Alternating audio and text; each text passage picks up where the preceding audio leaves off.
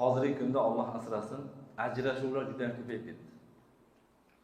Hozirgi kunda, hozirgi Ramazon kunlarida ham roza og'iz bilan qanchadan qancha urushganlar, qanchadan qancha xotinni taloq qilganlar, qanchadan qancha xotinni urganlar kelyapti. Qanaqa bo'ldi endi bu? Tutayotgan rozadan qanaqa ma'no? O'zi shu oyda o'zimizni isloh qilishimiz kerak, necha marta gapiryapmiz. Hech bo'lmaganda shu qichigan qo'lini shu oyda to'xtatib tursa bo'lmasmikan deysizda.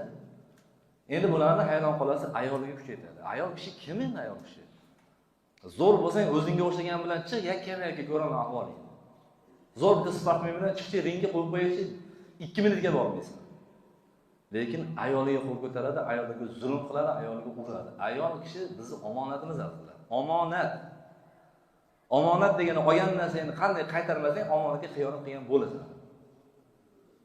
Kimni ayblashni bilmayapmiz. Kimni ayblashni bilmayapmiz. Ha, bo'pti endi bular yosh ekan desangiz, bular yosh ekan, tushunmas ekan desangiz, kattaga katta xudolar, qaynonalar, qaynotalar bir-biri bilan urushyapti.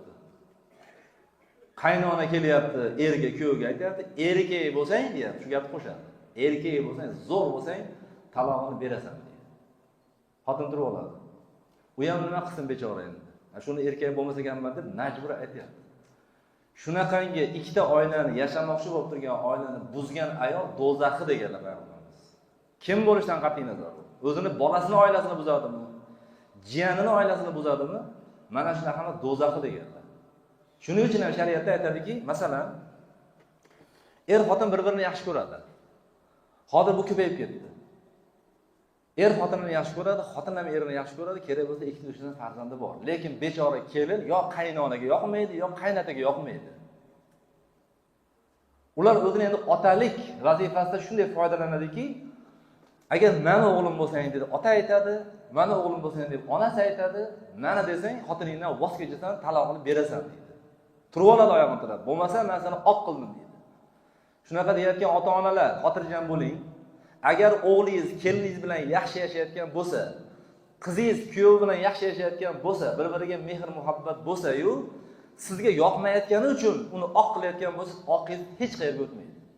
Men domlani men aytayapman bu gapni. Bu qilgan oqingiz oilani buzib, ikkita oilani parokanda qilib, bolani yetim qiladigan bo'lsangiz, oqingiz o'tmaydi. Agar siz haq bo'lib turgan bo'lsangiz, har qanday vaziyatda nima bo'lib turgan bo'lsangiz, agar oila bir-biri bilan intilyaptimi, yashayaptimi, bolani yetim qilish niyati yo'qmi, aralashmang. Men ota ekanman, meni aytganim bo'lar ekan deb turib oladi-da. Meni aytganim bo'ladi, meni rozi qilsang, senga jannat dedi. Yo'q, unaqa emas. Shariatga muvofiq bo'lgan ishlarda rozi bo'lsangiz, ana unda keyin norozi bo'lsangiz, undan keyin oq qilsangiz bo'ladi. Masalan, bolangizga aytsangizki, namoz o'qimasang, men seni oq qilaman deb haqqingiz bor. Aroq ichsang, men seni oq qilaman deyish haqqingiz bor. Zino qilsang, men seni oq qilaman deyish haqqingiz bor. Lekin boshqa narsada, shariatga zid bo'lgan narsada oq qilganingiz o'tmaydi. Tinch qo'ying.